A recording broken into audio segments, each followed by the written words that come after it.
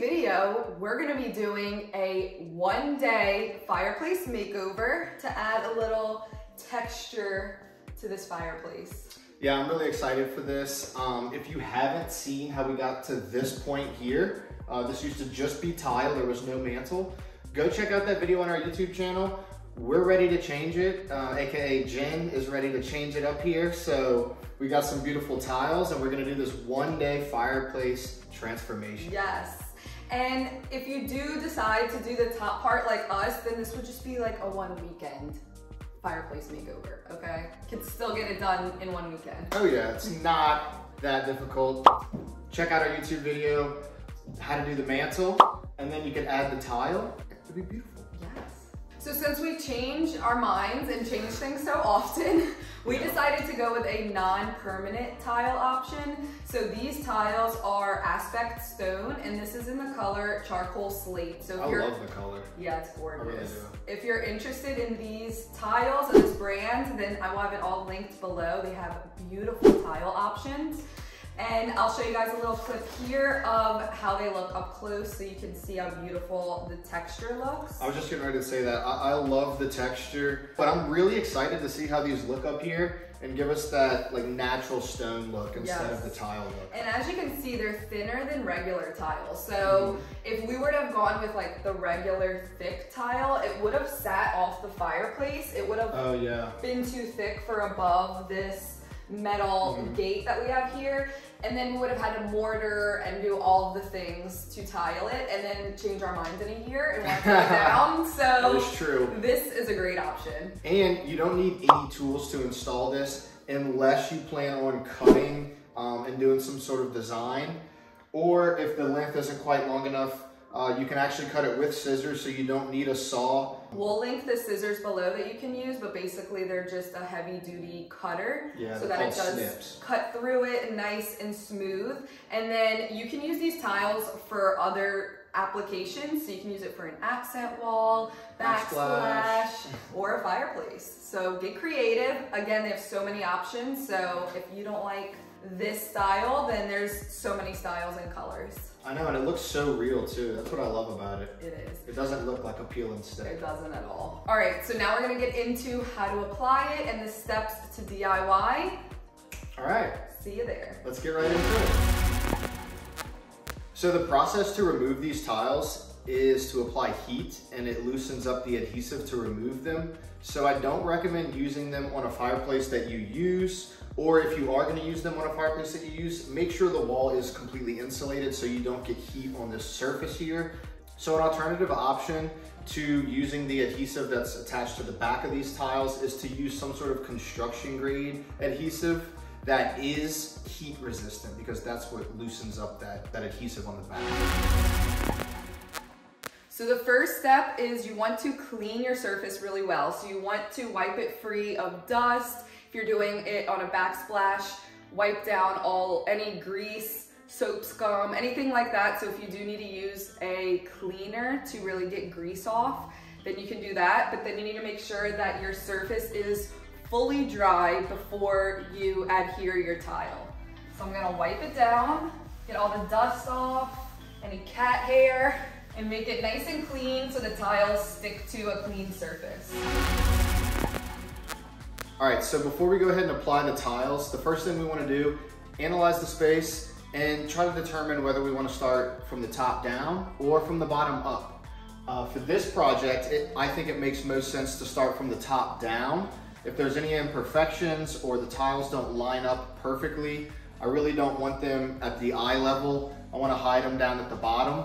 And the same goes for if you're applying it on a wall. Let's say you're doing an accent wall. You could remove the baseboard, start from the top down, and then if your tiles need to be cut, that cut can actually be hidden at the bottom, and you can place that baseboard over and hide any imperfections. Similar to what we're doing here, just a different application.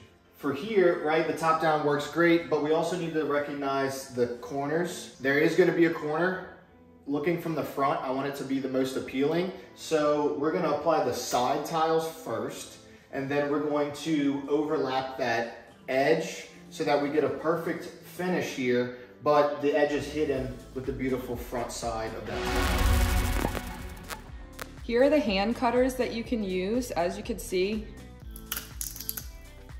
cuts through like butter. We're gonna be using our miter saw to cut the edge just because we have one, so why not? But if you do use these and you want to clean up the edge, then you can lightly sand it. But when you are sanding it, you wanna hold the sandpaper perfectly straight on. You don't wanna hold it at an angle at all. So just make sure you're sanding it straight, because if you go to butt up the next tile to it, you want them to look flush together. You don't want there to be a dip or a divot where one tile ends. All right, so even though we have a tape measure, what I noticed is the tiles are not the same size. As we go down, it gets shorter. So it's not like I can measure this distance here and then cut them all for the same length. So what I'm gonna do is, even though we have a tape measure, I'm gonna use the old stick it, draw my line, mark it, and just do that all the way down so that each tile is custom cut and fit for its space.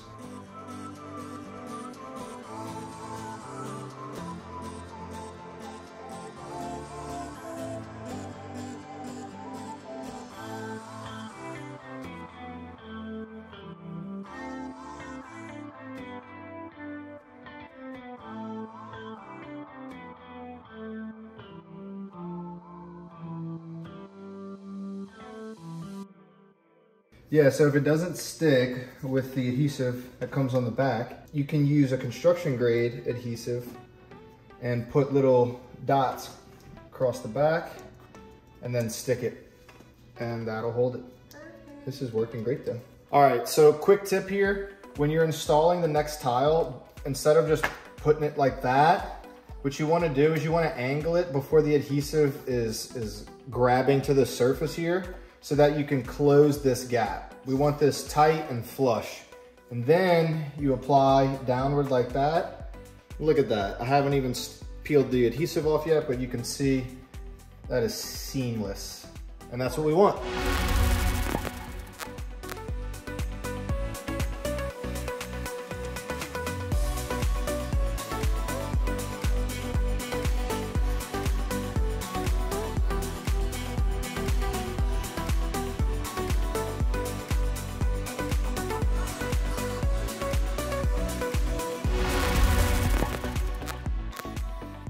Moving on to the front of the fireplace, there's a few options on how you stack your rows. So you can either stack them right on top of each other like this, or you can stagger them. This is what I'm gonna do to give it more of a realistic look, because I don't want you to be able to see where the seams are. So I just feel like staggering it will make them all land in different places, so you won't be able to tell where one ends and another one starts. So it just gives it more of a seamless look. So think about the way that you're going to attach these before you do it, so you cut them the right size. So we're gonna go ahead and do the front. And as far as this side part, I'm gonna show you guys an up close shot, but we're basically going to have the front tile go over the edge a little bit so that it covers the side of the side tile. Another option for your corner, if you want a little detail on the edge, you can even get a corner tile piece, a peel and stick option that gives it kind of a little corner detail, and it really covers up the edges, but I think it looks good like this. The tile is like a raw organic tile anyway, so to me it looks fine just having the edge like this, but if you do want to add a little extra to the corner, then that's another option.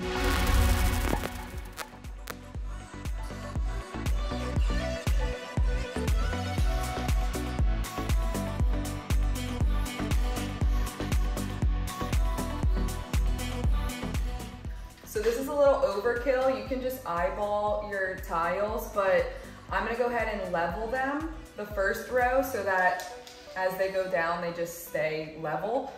So I'm using a level, I'm gonna hold it in place, remove the level, and then draw a line before I stick it on to the tile. And you wanna make sure you're lining up your wider tiles and your thinner tiles with each other. I just had it upside down.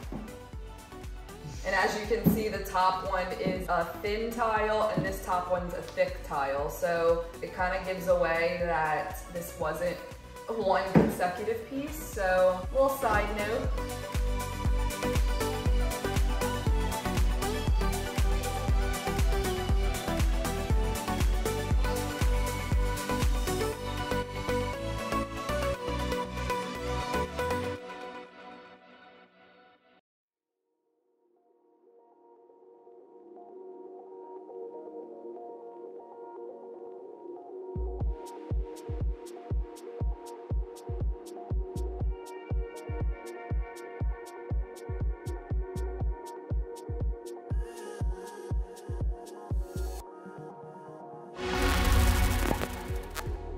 As you can see, the tiles are a matte finish, so if you want a shiny or a glossy finish, then you can add a sealer all across the top.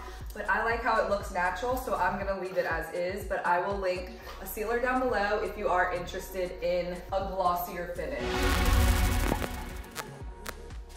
All right guys, so we've got all the panels up on our fireplace, and I love the way it looks, but the way that we use these panels, the edges are exposed, so I want to hide those so it gets a nice finished look. So to cover those edges, we're going to use these beautiful corner pieces. The color matches perfectly. It's got that rocky stone look, so I think they're going to look really good, and it's going to be a nice, beautiful finishing touch to the fireplace. These are really easy to cut. You can use the same saw that we used to cut the panels, which was the miter saw. And in order to install these, they're not peel and stick. So what we're going to do is I got this Quickcrete acrylic mortar repair. Basically what it's used for is to repair mortar between bricks. It's going to work perfectly for installing this corner piece here. And I also like it because it's going to kind of fill in the gap here where the two edges meet, so it'll create a nice bond for the corner to the two panels. All right, so we're going to get right into installing these so we can see how it looks completely done. I'm excited.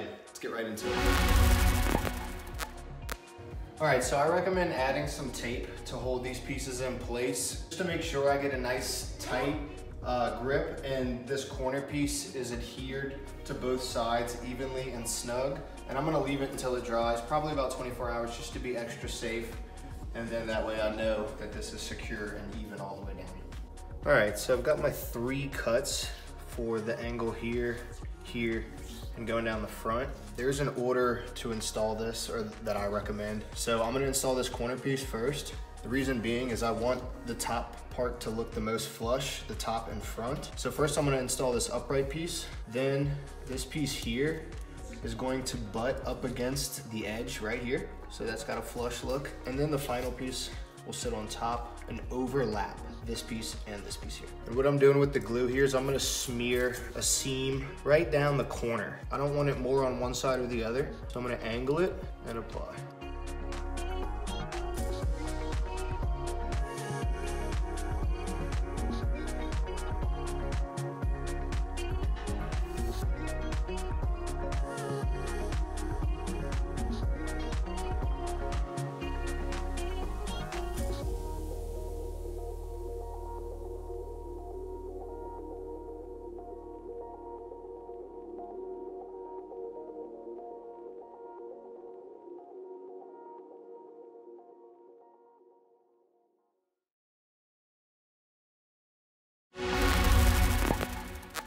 Look how beautiful our new fireplace looks, guys. I love it. Peel and stick, super easy to do. Finished it in one day. Yes, everything's linked below, so if you want to match us, get you some peel and stick tile. Works great. I hope you guys enjoyed this video. If you did, give it a thumbs up. Subscribe if you're not already, and we'll see you in the next video. Bye guys.